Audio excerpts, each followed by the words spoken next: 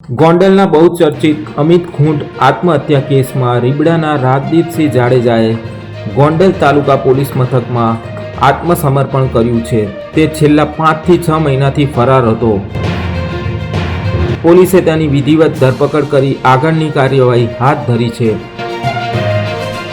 અમિત ખૂંટ પાસેથી મળેલી સુસાઇડ નોટમાં રીબડાના અનિરુદ્ધસિંહ જાડેજા અને તેમના પુત્ર રાજદીપસિંહ જાડેજાના નામનો ઉલ્લેખ હતો.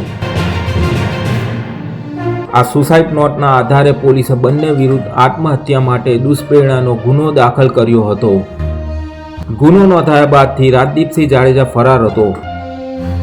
તેણે ધરપકડથી બચવા માટે ગુજરાત હાઈકોર્ટ અને ત્યારબાદ સુપ્રીમ કોર્ટમાં આગોતરા જામીન માટે અરજી કરી હતી. જો કે બંને કોર્ટોએ તેની અરજી ફગાવી દીધી હતી.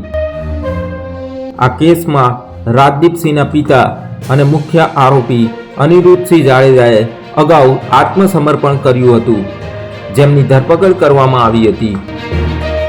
કેસમાં હની ટ્રેપનું કાવતરું રચવામાં આવ્યું હોવાનું પણ ખુલ્યું હતું. પોલીસે આ મામલે અગાઉ પૂજા રાજગોર નામની યુવતી અને એક સગીરાની ધરપકડ કરી હતી.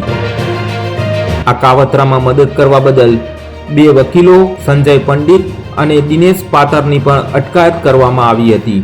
અમિત ખૂંટવાળા કેસમાં ગઈકાલે રાત્રે રાજદીપસિંહ ગોંડલ તાલુકા પોલીસ સ્ટેશન ખાતે સરેન્ડર કરતા તેઓને ધોરણસર ધરપકડ કરવામાં આવેલી છે અને આ ગુનાની તપાસ જેતપુર સિટી પીઆઈ એડી પરમાર ચલાવી રહ્યા છે અને રાત્રે પણ પૂછપરછ કરવામાં આવી હતી અને હાલે પણ આ ગુનાના સંબંધિત પૂછપરછ ચાલુ છે.